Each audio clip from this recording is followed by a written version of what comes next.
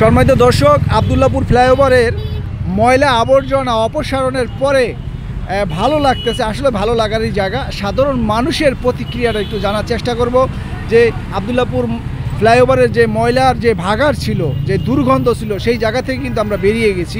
এটা আসলে অনেক একদিনে হয়নি, অনেক পরিশ্রমের পরে আজকে এই সফলতা।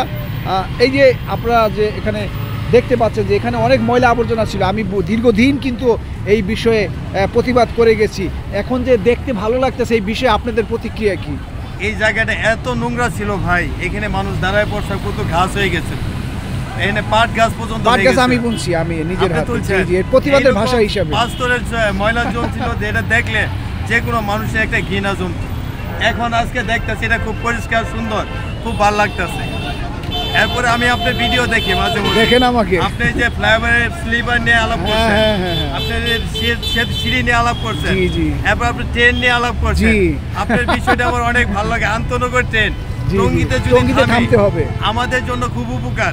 আমরা যারা উত্তরবঙ্গের মানুষ, জামালপুর মানুষ, রংপুর বিভাগের মানুষ আছি, এইখানে ট্রেন থামলে আমাদের অনেক উপকার হবে।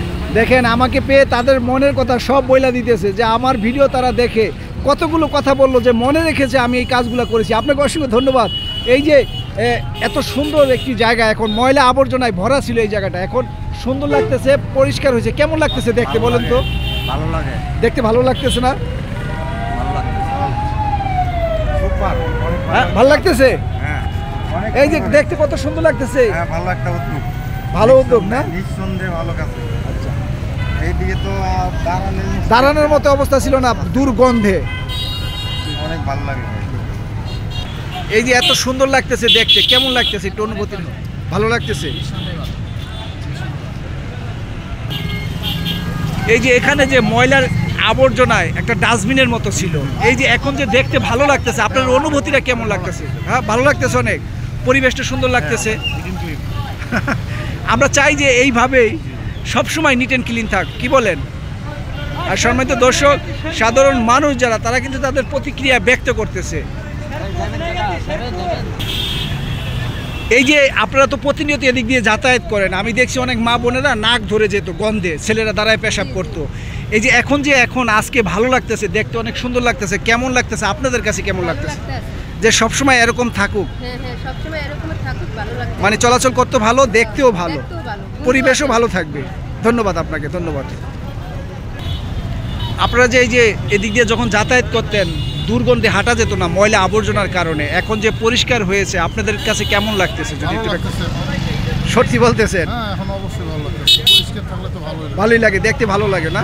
দেখেন কত ভালো লাগতেছে, দেখেন কোনো ময়লা নাই, কোনো দুর্গন্ধ নাই। ধন্যবাদ।